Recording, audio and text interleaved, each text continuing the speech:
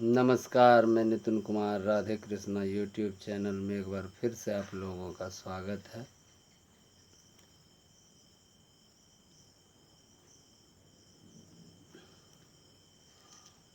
वैसे तो भागवत महापुराण में भगवान श्री कृष्ण के सभी अवतारों के वर्णन के बारे में बताया गया, परंतु उन सभी अवतारों में से भगवान विष्णु के जी ने जो अवतार लिए हैं, जैसा कि भागवत महापुराण के अनुसार सृष्टि को में जो समय चक्र है इसे 4 खंडों में बांटा गया है, जैसे कि सतयुग, त्रेता युग, द्वापर, कलयुग। इन 4 युगों में बांटा गया है। इसी में भगवान ने चारों युग में 4 जागृत धाम का निर्माण किया है, जिसे अभी के समय में 4 धाम कहा जाता है।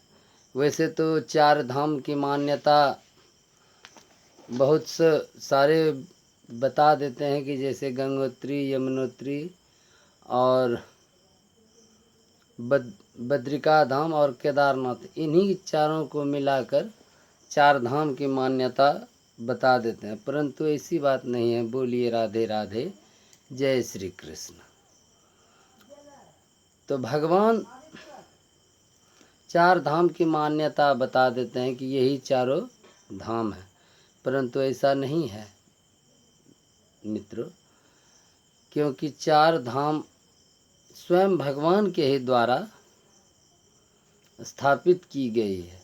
जैसे कि सतयुग में भगवान ने जब नर नारायण की रूप में अवतरित हुए इस संसार में, तो उस संसार में ऐसे हमने आपको कर्ण की कथा में नर नारायण जी के बारे में बताया था कि पूर्व जन्म में जो नर नारायण के रूप में भगवान ने अवतार लिया था, वही दूसरे जन्म में फिर कृष्ण भगवान और अर्जुन बन के पैदा हुए थे।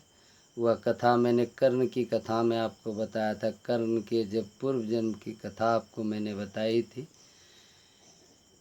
तो इसलिए आज के कथा में हम नर नारायण जी के विषय में उतना अंदर नहीं जाएंगे।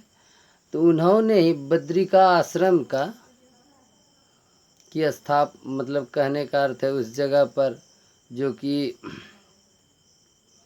नर नारायण 2 पर्वतों के बीच में, आज का वर्तमान जो भौगोलिक वहाँ है, वहाँ पर केदारनाथ मतलब बद्रीनाथ जो है, बोलिए राधे राधे, तो बद्रीनाथ के एक तरफ नारायण पर्वत है और दूसरी तरफ नर पर्वत है, नर नारायण पर्वत है। तो वह भगवान नर नारायण का ही आश्रम है जो आज बद्रिका धाम के नाम से जाना जाता है।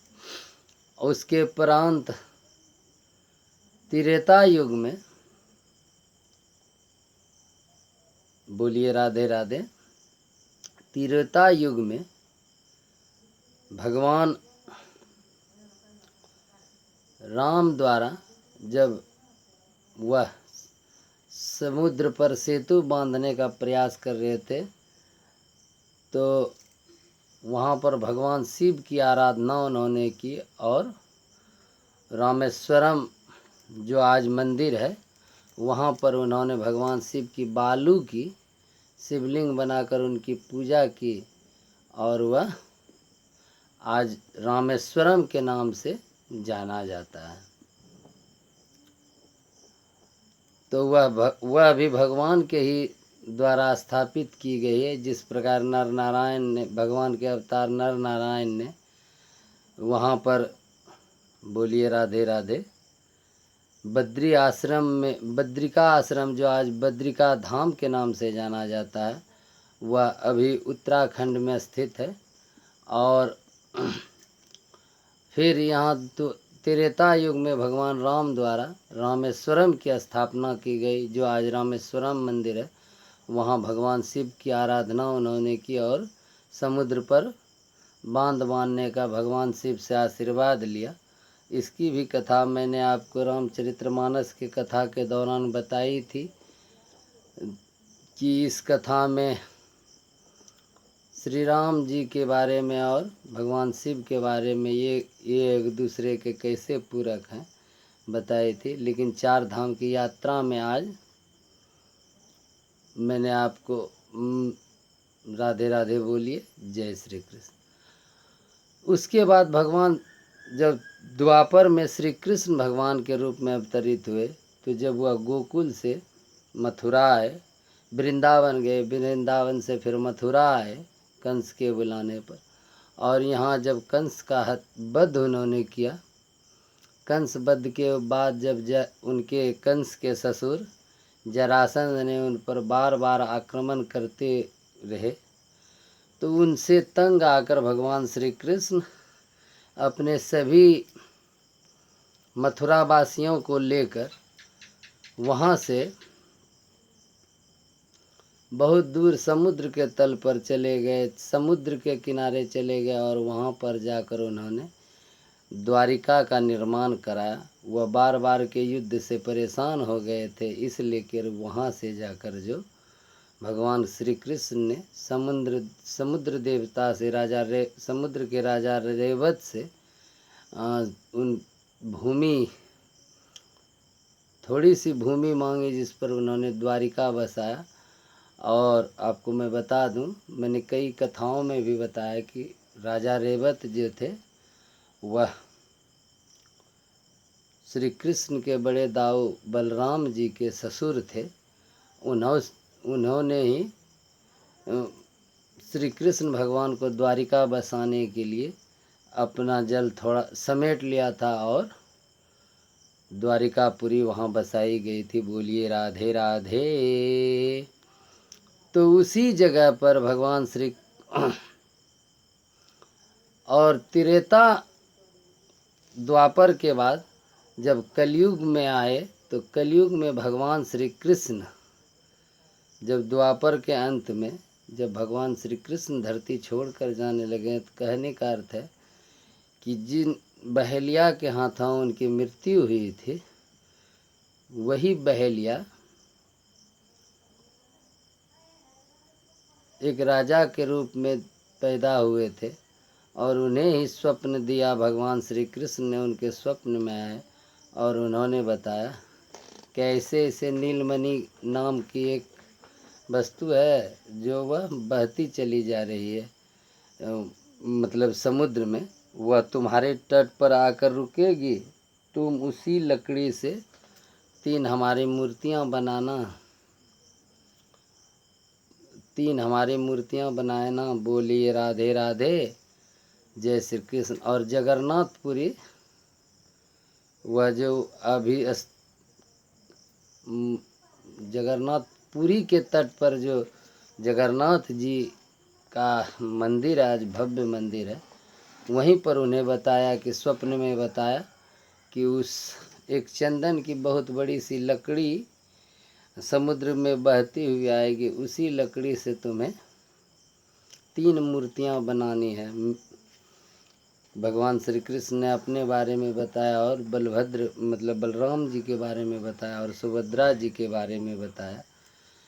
और ऐसी कथा है कि जब भगवान श्री कृष्ण कंस का वध करके मथुरा में कुछ दिन के लिए रहे, तो मथुरा में सुभद्रा जी उनसे पूछते हैं कि दाऊ दाऊ, और कृष्ण भगवान से पूछते हैं, बोलिए राधे राधे, कि आप लोगों ने सुना, मतलब मथुरा जब आए तो बताते हैं कि आप लोग जो वहाँ नंदगांव में रहे और वृंदावन में रहे, तो वहाँ की कथा हमें बताइए, क्योंकि हम अपने मतलब यहाँ सबसे सुने हैं कि आप लोगों ने वहाँ बहुत सारी